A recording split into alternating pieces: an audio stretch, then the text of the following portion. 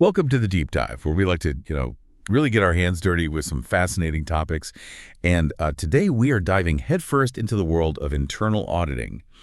And now, before you click away thinking it's all spreadsheets and calculators and, boring stuff, trust me, this is way more exciting. We're talking cutting-edge tech data analysis and how it's like completely changing the game for auditors. Yeah, it's a whole new ball game. Right. So we've been really digging into the Global Internal Audit Standards that were just released in January 2024. Specifically, Standard 10.3, technological resources. And it's like we're getting a sneak peek behind the curtain to see how auditors are using technology to make sure everything's above board. So where do we even begin with this? Well, I think the most fascinating thing about Standard 10.3 is how it highlights just how absolutely critical technology is in today's auditing landscape.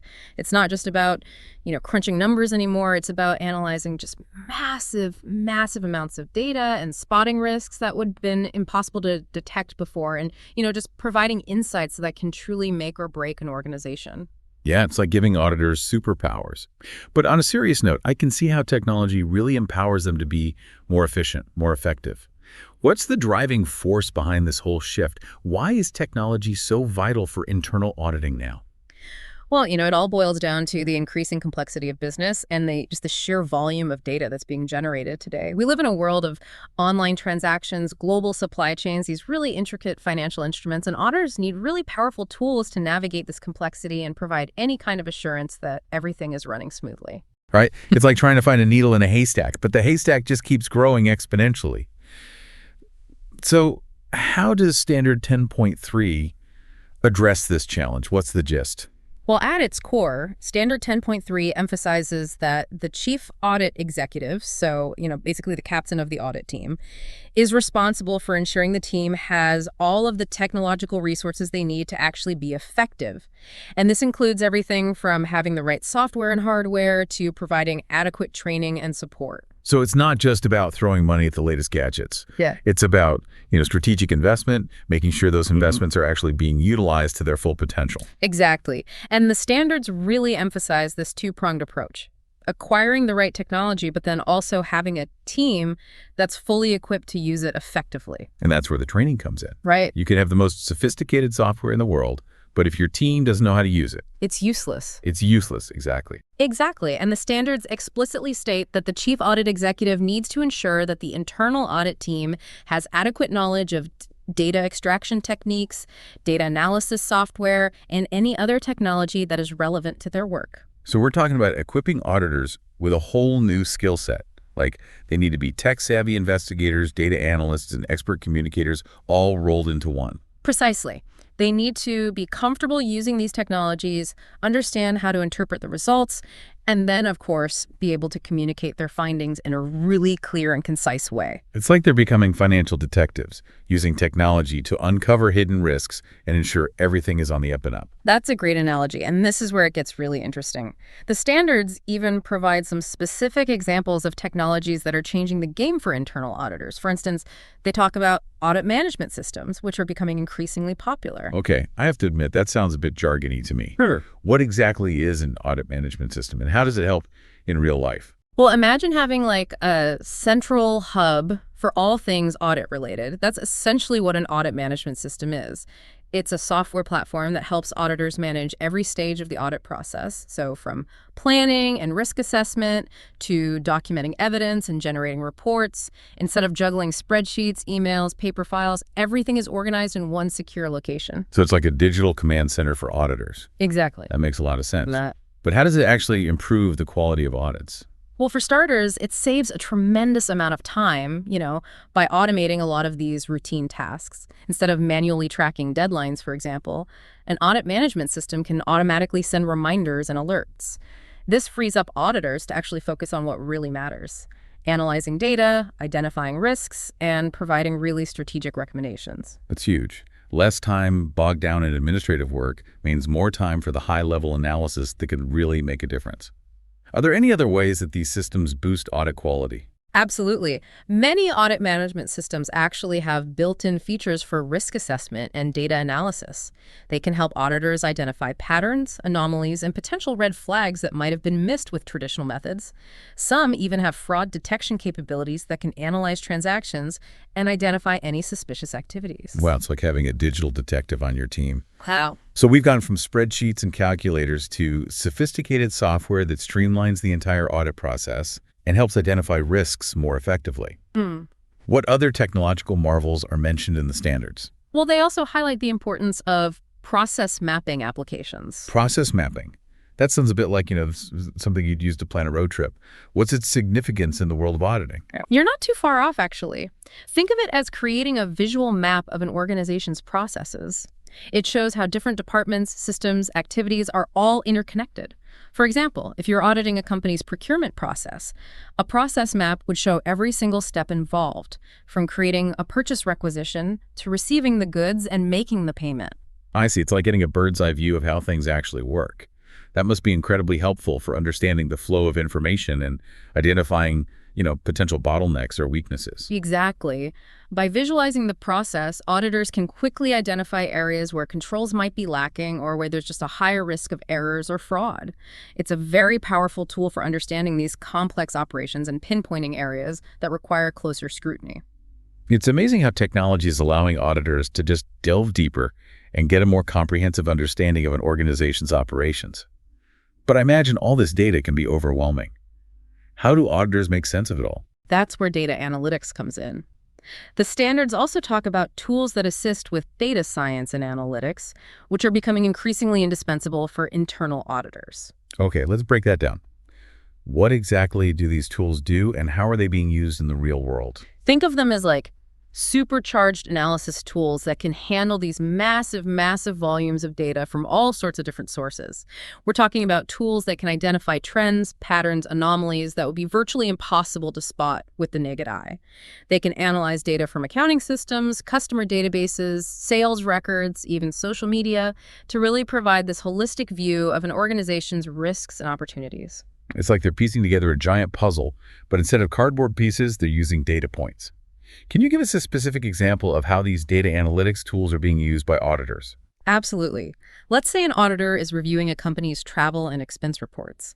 Instead of manually examining every receipt and line item, a data analytics tool could scan through thousands of reports in seconds, looking for patterns that might indicate fraud. For instance, it could flag instances where employees consistently submit expenses just below the approval threshold, or identify any duplicate entries for the same expense. That's incredible. It's like having an army of virtual auditors working tirelessly to uncover any inconsistencies. It seems like these data analytics tools are revolutionizing the way audits are conducted. But it can't just be about, crunching numbers, right? What about the human element of auditing? You're absolutely right. Technology is a powerful tool, but it's not a replacement for human judgment and expertise.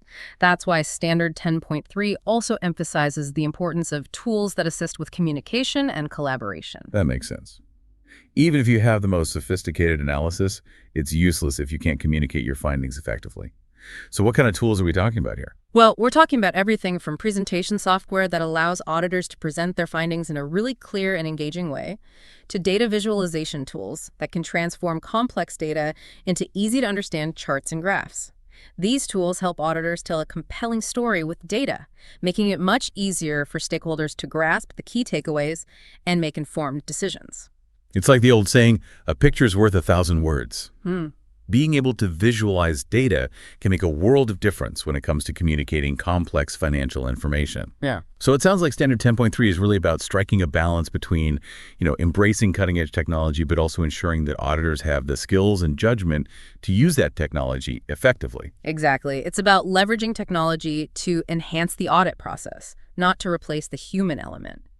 And that brings us to, I think a really crucial aspect of Standard 10.3, which focuses on ensuring that all this technological power is used responsibly. Because with great power comes great responsibility. Right. Precisely. The standards emphasize the importance of having strong cybersecurity measures in place to protect sensitive data. They also highlight the need for proper data management practices to ensure data integrity and accuracy. So it's not just about using technology to find problems, but also about using it ethically and responsibly to protect the organization and its stakeholders. Exactly. The standards make it very clear that internal auditors have a responsibility to use technology in a way that aligns with the organization's values and to be mindful of any potential unintended consequences. That's a really important point. It's not enough to simply have the most advanced technology. You need to have the right ethical framework and governance structures in place to ensure that it's being used appropriately. Absolutely. Ultimately, technology is just a tool. It's up to the humans using that tool to ensure it's used for good. So we've covered a lot of ground here, from audit management systems to data analytics tools, and it's clear that technology is transforming the landscape of internal auditing. But what does this all mean for someone who's not an auditor? Why should they care about Standard 10.3 and the rise of technology in this field? That's a great question. And it brings us to the heart of why this standard is so significant. It's not just about auditors, it's about trust, transparency, and accountability within organizations. Okay, so you've piqued my curiosity. Yeah. Connect the dots for us. How does technology in internal auditing relate to those bigger concepts? Well, think of it this way. Internal auditors are like the guardians of good governance. Yeah. They're the ones making sure an organization is operating ethically, responsibly, and in compliance with all the rules and regulations. Technology just gives them, even more powerful tools to do their job. So it's like giving those guardians, night vision goggles and a faster patrol car. Right. They can see more, respond more effectively. Exactly.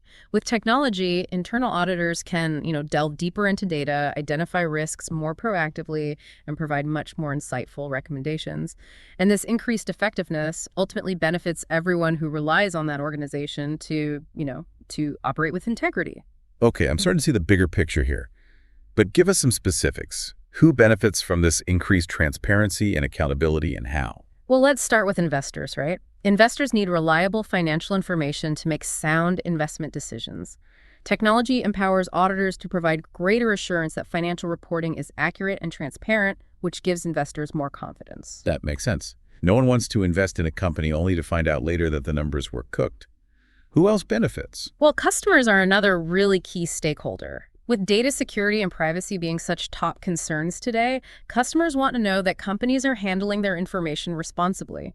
Robust internal audit functions, empowered by technology, can actually provide that assurance, which ultimately builds trust and loyalty among those customers. Yeah, it's like that sense of relief you get knowing your favorite online store has, top-notch security measures in place. Yeah.